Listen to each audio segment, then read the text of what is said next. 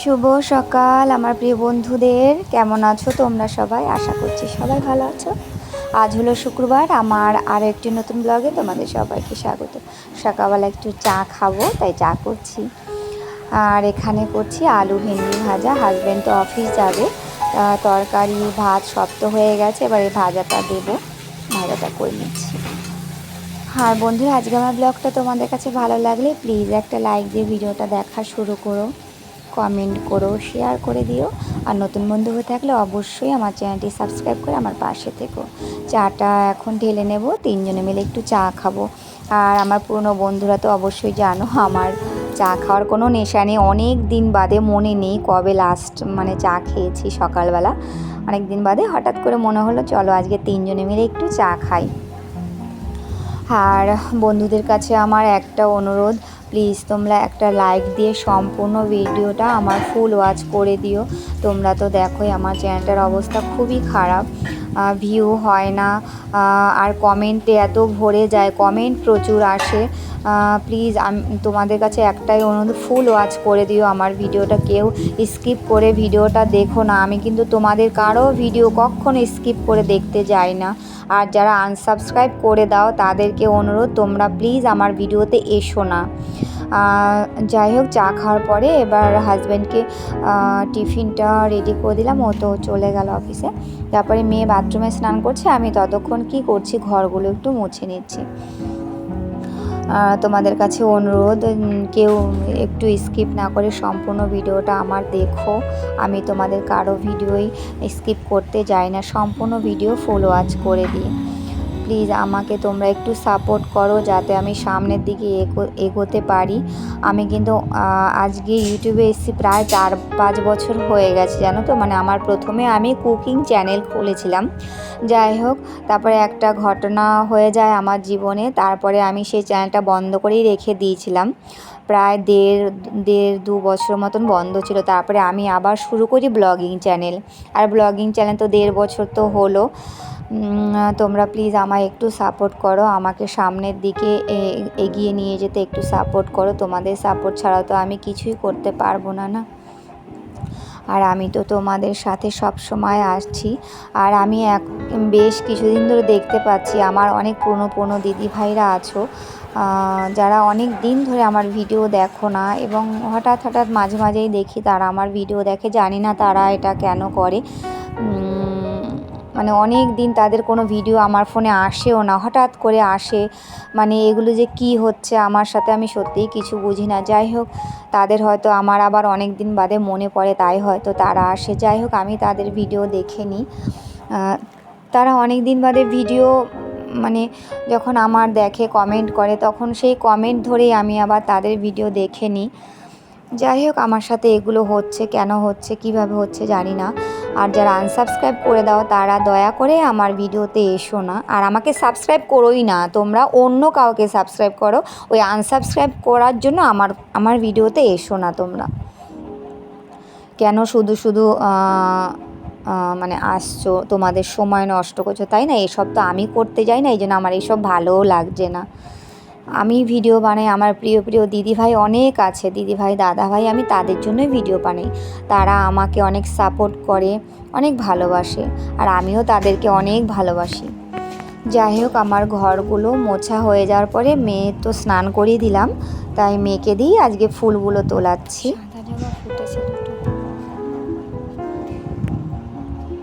ফুল তোলা হয়ে গেলে না, আমি আর মেয়ে একটু টিফিন করে নেব। আরও কয়েকটা মানে কি বলে, গাঁদা ফুল ফুটেছে।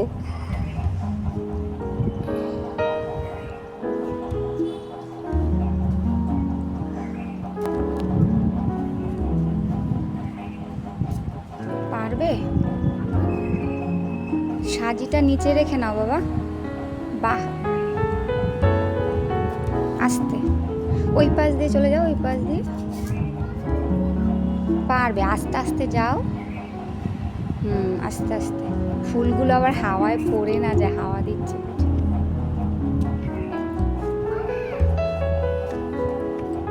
চলো আজকে এ কটা ফুলই পেয়েছি, আর নিচে আছে টগর ফুল। এখন নিচে যাব, মেয়ে আমি খেয়ে নেব।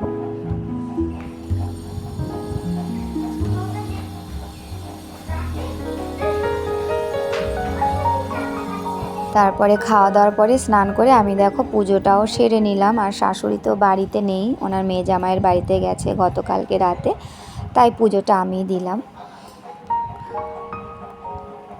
পুজো দেওয়ার পরে আমার একটু রান্না বাকি আছে, ওটুকু করে নেব। আর দেখো কাঁকরোল ভাজি, এই সবজিটা আমার অনেক ছোটোবেলা থেকেই মানে আমি ভীষণ পছন্দ করি, ভীষণ মানে কীরকম পছন্দ করি, আমি কিন্তু আজ পর্যন্ত এই সবজিটা খাইনি জানো তো।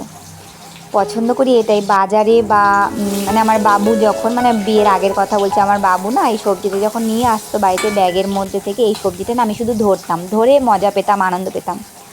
মানে এত ভালো, কী সুন্দর সবুজ একটা কালার হয়, তাই না?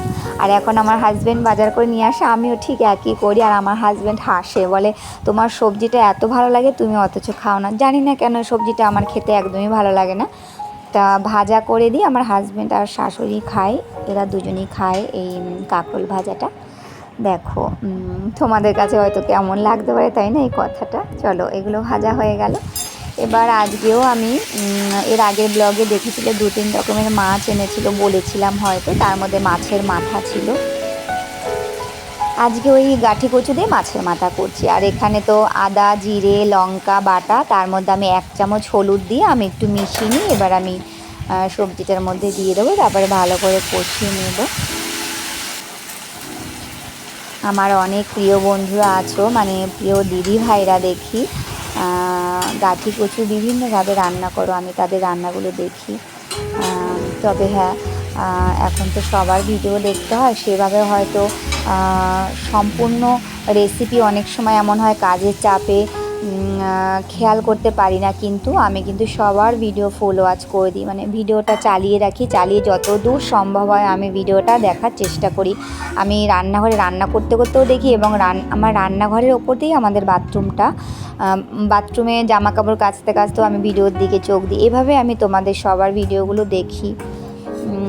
সবাই তো আমরা ব্যস্ত বলো, ঘরে ঘরে আমরা যে গৃহবধূরা আছি, বিভিন্ন কাজ, শুধু সংসার, বিভিন্ন কাজে আমাদের বাইরে বেরোতে হয়, বাচ্চা কাচ্চা যা হয়, আমরা সবাই সবার ভিডিও দেখছি, সবাই জানি আমরা সবাই কতটা ব্যস্ত থাকি।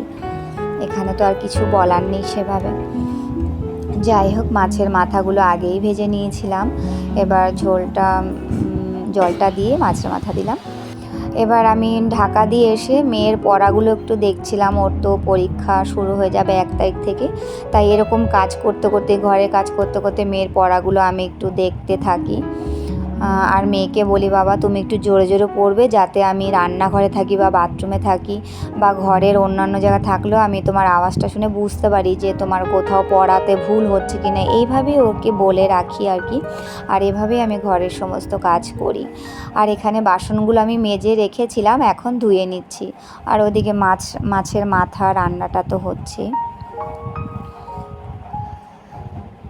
আমার সমস্ত প্রিয় দিদিভাই, প্রিয় দাদাভাই, যারা আমায় সাপোর্ট করো, যারা আমার সাথে আছো, তোমাদের সবাইকে অনেক অনেক ধন্যবাদ। নতুন নতুন বন্ধুরাও দেখি আমার ভিডিও দেখো, তোমাদেরও সবাইকে অনেক ধন্যবাদ। আমার অনেক ভালোবাসা, অনেক শুভকামনা। তোমরা সবাই ভালো থাকো, সুস্থ থাকো। এছাড়া আর তোমাদের জন্য কী বা করতে পারি বলো।